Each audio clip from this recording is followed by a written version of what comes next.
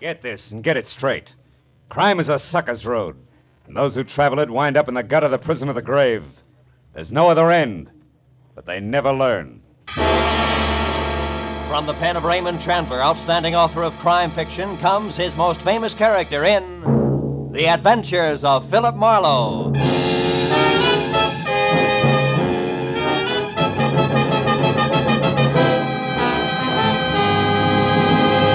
Now, with Gerald Moore starred as Philip Marlowe, we bring you tonight's exciting story, The Uneasy Head.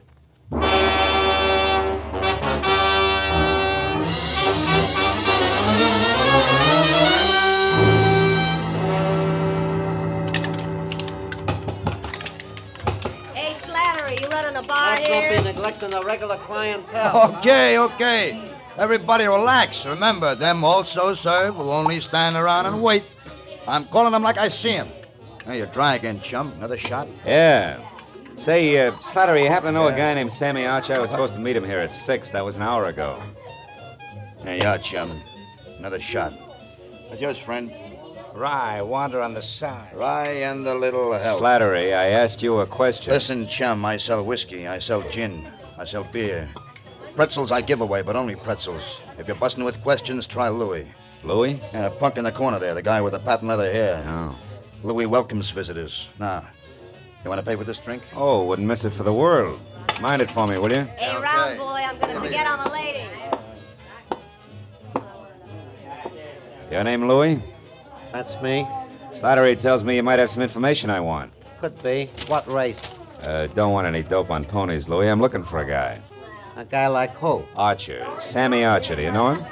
No. What's the matter? You welch on a bet? No. Well, thanks anyway, Louis. I got something good at Belmont if you... Check. Beer twice. Bourbon once around. Coming up now. No luck, huh, chum? I thought maybe Louis could help you. He knows everyone in town. Yeah? Well, here's the Sammy Archer, a guy I never met. Well, so long, chum. Yeah. Don't go away mad, huh? Oh, not a chance, Slattery. After all, you... Hey, what kind of scotch was that? Tastes like boiled cabbage heads. Slattery, what did you... That drink, it was dope. Are you no good, two-timing?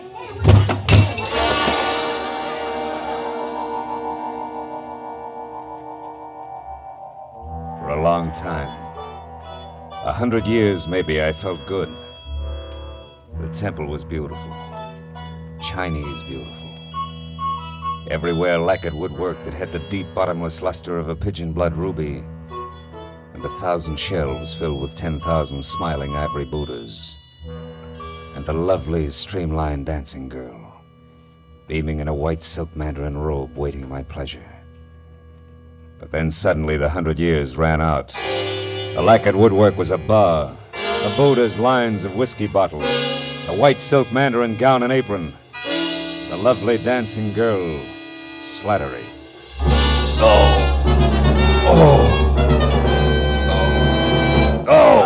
Easy now. Yeah. Chum, come on, try this. It'll bring you around. Yeah, thanks, Oh, it's you. How dumb do you think I am, Slattery? Hey, easy. No way. You got it wrong, chum. I didn't slip you that Mickey. Come on now. Lay back. You're gonna be okay. How long have I been out? Oh, about an hour. Oh. You're in the storeroom behind the bar. Now just take it slow, Mr. Marlowe. How do you know my name? Well, I checked your wallet when you folded, chum, and saw you with a big shot private dick from Hollywood. Yeah? That gave you my vote. Really? Oh, yeah. I heard all about you, Mr. Marlowe. The time you nailed that lousy Paul Miles who was hitting all the bars for some old-time protection. Yeah, but you should have said who you was. Oh. Hey, Slattery, got any idea who got to my drink? No. It must have been the bird next to you. Rye and water on the side, man. You know him? Here, come on, help me up. Yeah, sure. Steady, easy now. There we are. No. Never seen him before. He shoved off when you went to see Louis. What'd he look like, Slattery? Think. Oh, well, he smoked a cigar. Yeah? He had kind of a red face and was wearing a camel hair overcoat. Oh, yeah. He was nervous. He kept playing with a book of matches. He tore them out one at a time, and then he bent them up. Eh? Bent him up, huh? Yeah.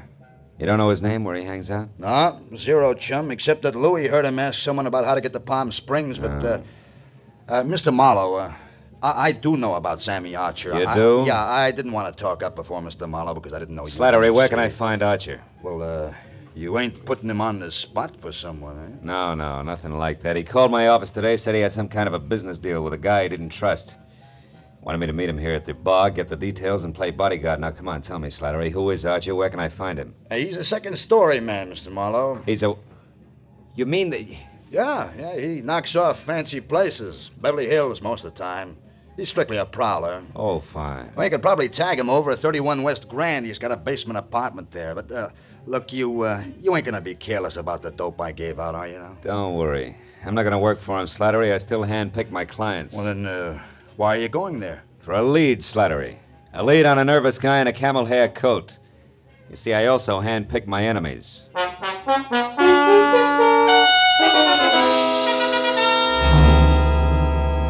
31 West Grand Avenue was a dirty stone tenement propped up by a dirty stone stoop.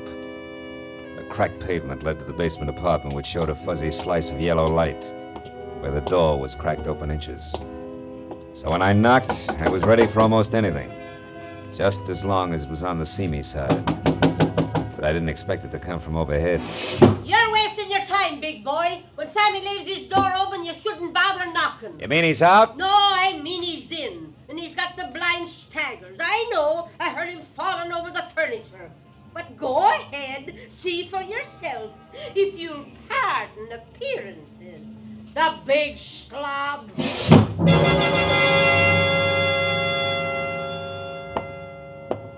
The lady was right. A tinny radio led me to the basement room, where I found the two scarred wicker chairs and a single end table on hand turned over.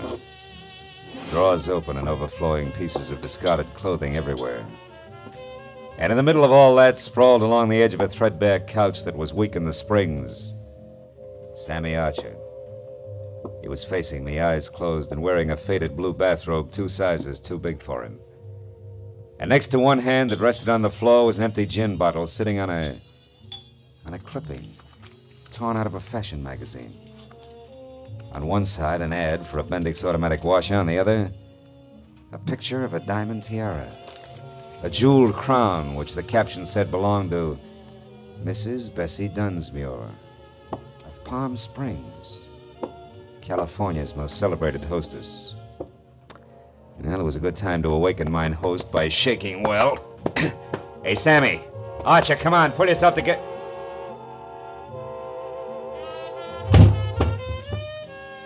I should have known better. You can't wake a dead man by shaking him. Especially when he's got a knife buried in the middle of his back.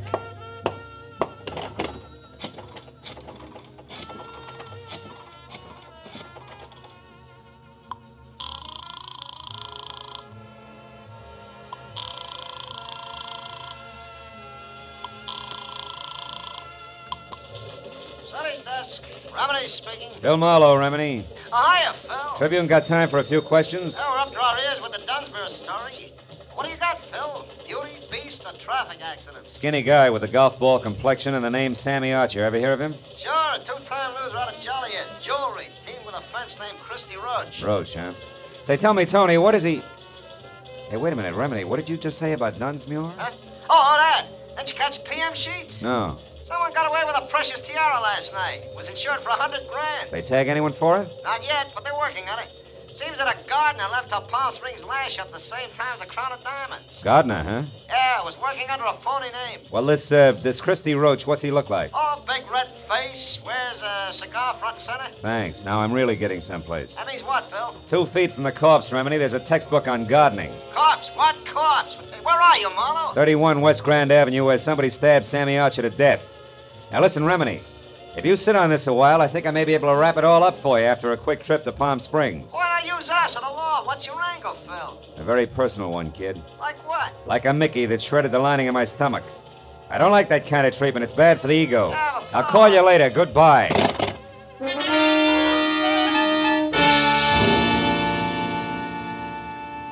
The trip to Palm Springs was 2.5 hours of hard driving through sterile wasteland. And there was plenty of time for me to add what always came out to the same thing. Sammy Archer, posing as a gardener, swiped the Dunsmuir tiara to peddle through Christy Roach, whom he feared. But Roach had double-crossed him, in a permanent sort of way, taken care of me and then headed for Palm Springs. Yeah, but there I got stopped each time. Why Palm Springs? Unless, of course, Archer's apartment turned inside out meant that the tiara was still hidden someplace in the desert hamlet. Yeah, that really would make it a cinch to find.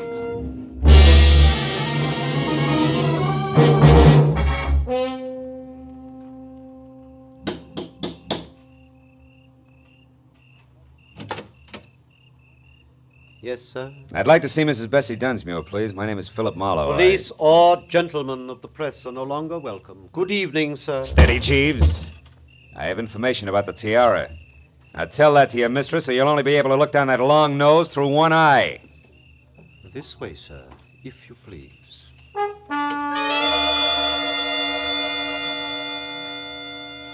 The interior of the Dunsmuir shanty was strictly colossal. From a foyer the size and shape of the Union Station to a plush, leather-lined den that was about as cozy as a parking lot. And Mrs. Bessie Dunsmuir herself fitted perfectly. Because as the renowned party giver glided into the room, I saw enough jewelry on her arms, ears, and neck to match Tiffany, carat for carat. She listened intently while I brought her up to date. After that, she ushered me into an uncomfortable chair, rang for Long Nose, and then asked a sensible question. Mr. Marlowe, this Sammy Archer, what did he look like? Well, he was thin, Mrs. Dunsmuir, and sandy haired. Does that fit your ex-gardener? Precisely.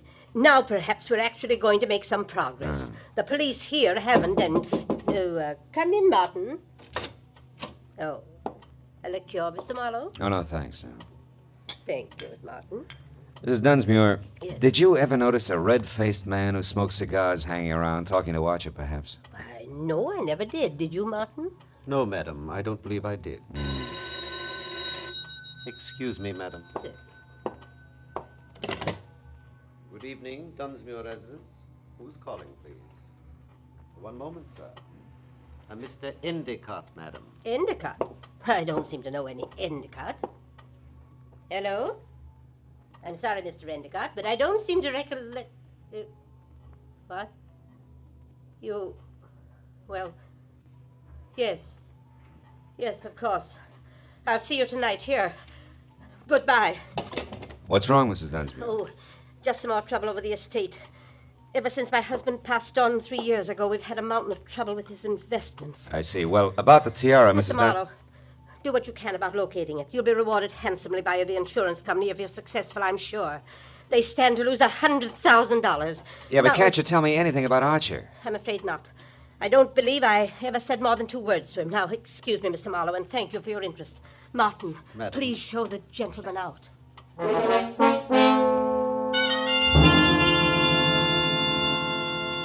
Outside, I chalked the Dunsmuir interview off at face value. Proof positive that Sammy Archer and the sticky-fingered ex-gardener were one and the same. Then I headed for town on the first public phone, which was at a mobile gas station. There I swapped a $10 bill for a pocket full of quarters and started calling people back in L.A. who might know more about Christy Roach and the kind of connections he could have in Palm Springs. But after 4 near misses, I quit and stepped aside to let a big man with a beefy face that belonged on an English bulldog take his turn. However, he had other ideas, and he pointed them out bluntly, with a shiny automatic. I wonder if you could help me, Sonny. I'm looking for a diamond tiara. You gotta be kidding. I wear a fedora besides... Hold it right there. I have news for you, Sonny. While you were gabbing into the tube there, the station attendant left, closed shop, went into the bar next door. Out of earshot. So? So we're alone. And that means I'm going to do very little. Stay right there, Marlowe. Well. Christy Roach. Red-faced, cigar and all. Glad to see you. Shut up. Come on, we're getting out of here. Without our buddy there? Don't worry about him, Marlowe. He'll keep that way. Maybe a lot longer than you will.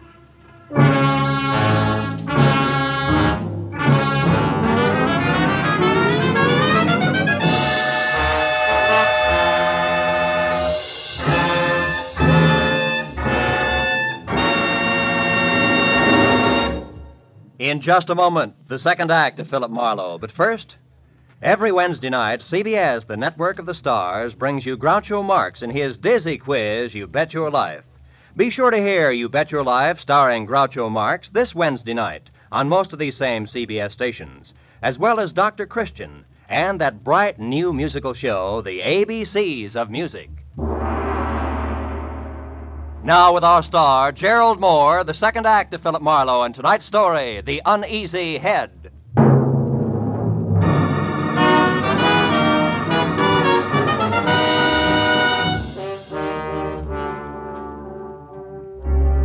From the way Christy Roach had brought his gun barrel down on the bulldog's scalp, I knew he meant it when he jammed the same gun into the small of my back and marched me to my car. He didn't relax until we were driving down a dark side street toward the center of town. Well, kid, you jumped right out of the frying pan into the fire. You should have taken that first hint I tossed you. The Mickey? Yeah, that was real cute. But it was too subtle, Christy. I didn't really peg you till I found Sammy Archer. Oh? It's too bad about Sammy. That was more or less of a mistake. Oh, sure. You only intended to carve your initials. The knife slipped. No slips, kid. At the time, I thought Sammy had tried to pull a fast one on me, but I found out later he was just stupid. He had a great thing, and he was just too dumb to see it. As for you, turn east the first chance you get, and don't run any stop signs, you understand? Where we going? Oh, no place in particular, just so it's nice and quiet. You know, you don't know when to quit, Marlowe, so now you're just one of the loose ends I've got to tuck in before I clean up my business here. Take it easy on the corners. You told me to turn east the first chance I also told you to mind your manners! Busting my wrist isn't going to help my driving much. It'll be worse the next time. I've got a lot of ground to cover yet tonight, and I want it smooth. That's too bad.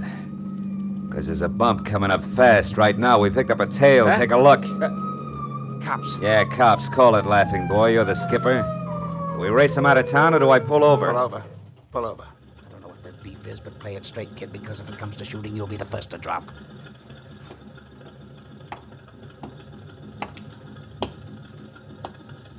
Hey, got your read, buddy? You're on a one-way street. You're telling me. Yeah, only you're going the wrong way. Yeah, I know. Well, you see, my friend... I warned you. What about him? Well, he's in a hurry, officer. I was taking him as far as the corner there. He said it was okay to come this way. I didn't. I'm a stranger here. Uh-huh. Also, you're a big boy now. You should make up your own mind. You're so right. Here, Mac, if you're in a hurry, you can go, but you better get out and walk. Thank you. Your friend here is going to be tied up for quite a spell. All right, let me see your license. Maybe the limb of the law and I should have nailed him right then and there. But there were still too many loose ends, and I wanted Christy Roach to clear them up for me. So I watched him walk out of sight while I listened with half an ear to a lecture on blind drivers. Well, it was a small enough price to pay for the service rendered, so I thanked the officer for the ticket and then headed back to the filling station in a bulldog with a headache who might be in a mood to talk. But when I got there, I found he hadn't waited around. After that, I checked the neighborhood and was 15 minutes getting to first base, which turned out to be the bar of a French restaurant across the street, run by one Monsieur Jean Corret, a high-octane number who apparently had overheard a phone call earlier. I immediately notified the police. Nothing, they said. Believe me, my friends, the lowliest gendarme in Paris would have more sense. Throw away an important clue? Never. I tell you, our police Mr. here... Corret, can I see you a minute? I? But of course, monsieur. What is it? Well, it better be in private, huh? It's about the Dunsmuir case. Ah, nom de nom. Step this way, monsieur. All right. You naturally are a detective. Naturally, yeah. Now, look, I understand you overheard a phone call. Oh, yes. About an hour ago. A suspicious man called the Dunsmuir place from here. What did he look like? I am desolated, monsieur. I do not know. You said it was an important clue. I assume it was important. In a case as big as this, anything may be important. The smallest... Yeah, you made your point. Go ahead. Bien. He made an appointment. I only overheard, monsieur. The telephone is back this way in the alcove out of sight. Bien, I was passing by right here when I heard the man ask for the Dunsmuir residence. He talked to his party and made an appointment. I couldn't hear where or when, so I went on about my business. But suddenly, A memory exploded like a bomb in my head. Bessie Dunsmuir, the owner of the stolen tiara. I rushed like this, monsieur, to the phone. Pardon, madame.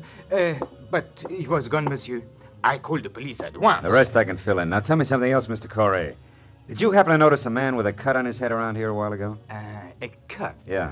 Why, yes. One who looked as ugly as Satan himself. I saw such a one in the washroom. Ah, you mean he is suspect? Well, not exactly, no, but he's connected. Where can I find him? You ask me, monsieur. He was sick. I tried to help him, but he refused and left. You've no idea where he went? No. But wherever it was, I'll wager he was too wobbly to get there, monsieur. All right, in that case, I better make a quick call and The telephone, certainly. Yeah. Look, Bessie Dunsmuir hasn't had a new husband for 2 whole Madame. years, my dear. I can't imagine how she keeps up that elaborate front of hers. Why, do you know You! what? Madame, hang up the telephone at once. I insist. Vitement. I beg your pardon. In the name of the police, monsieur is a detective. I demand you clear the line. I've paid my nickel and Never mind, skip it. But I would like to know about those bent matches on the floor. I don't know. What do they mean, Strange monsieur? thing. I better skip the call and get going fast. You've been a big help, Corey. Maybe I can get you the Croix de Guerre.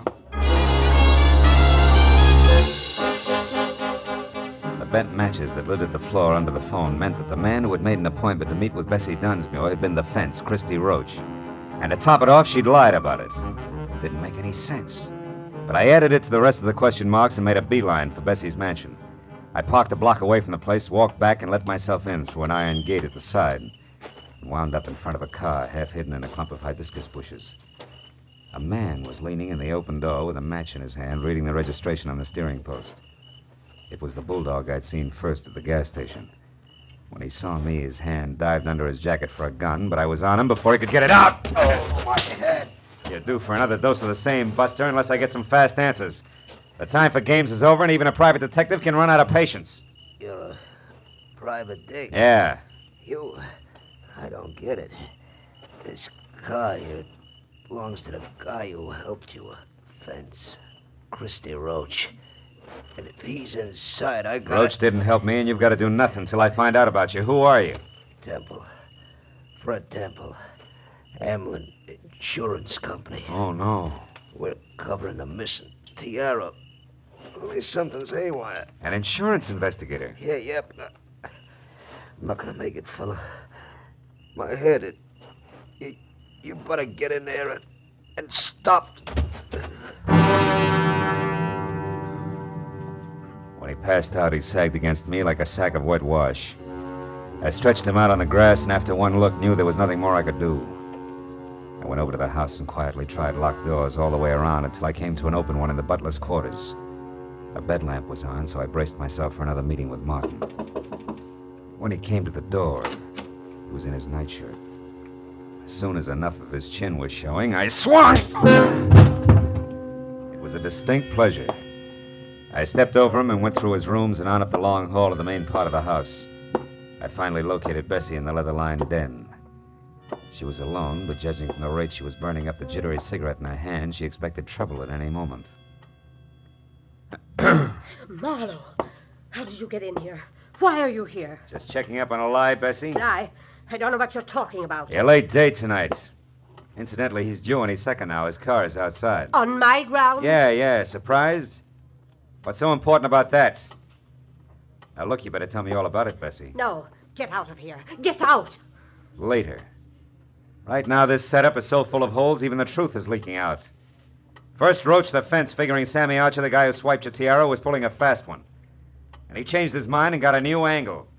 Second, you brushed me off because actually you're afraid of finding the tiara.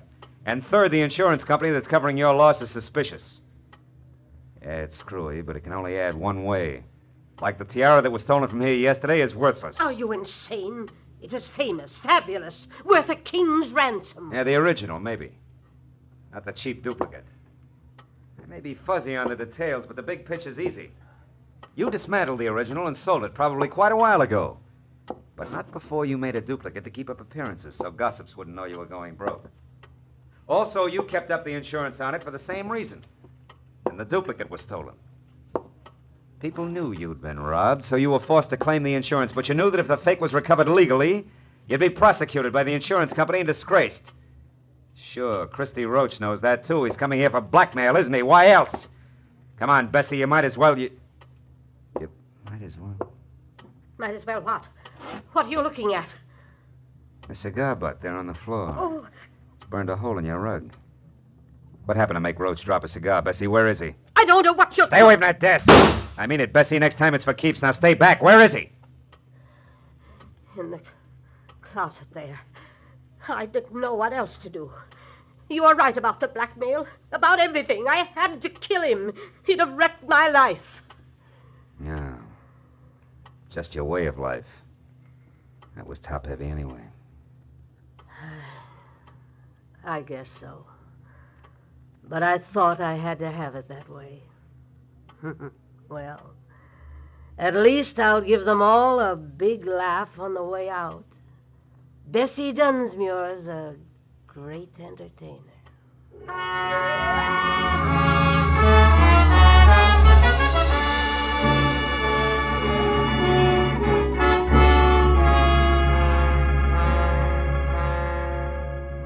Bessie Dunsmuir, the world's greatest hostess, invited the police and reporters out herself. The fake tiara was found in the back of Roach's car, and she wore it cocked over one eye for the benefit of the press, the photographers, and her friends. By the time that party was over, it was almost dawn. Bessie was right. The papers came out and the giggles began. But Fred Temple drinking coffee under a head full of bandages didn't see much to laugh at. It's pathetic. Something awful sad there someplace, Marlowe. I agreed. Uneasy lies the head that wears a crown, even a phony one.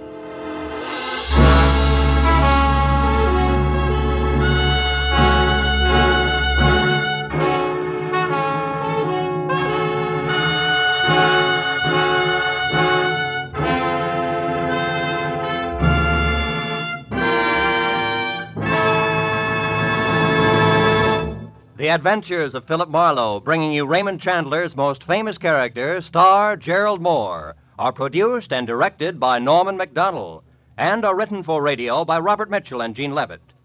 Featured in the cast were Verna Felton, Wally Mayer, Lou Krugman, Ben Wright, John Daner, Edgar Barrier, and Charlotte Lawrence. The special music is composed and conducted by Richard Orant. Now, a special announcement for Philip Marlowe fans. Next week, Philip Marlowe will be heard Wednesday night at 10 p.m. Eastern Daylight Savings Time. Be sure and be with us again next week on Wednesday evening when Philip Marlowe says... This time there was an innocent aboard, a noisy corpse and a quiet killer. But before I knew which was which, I'd mixed with all three while going 70 miles an hour.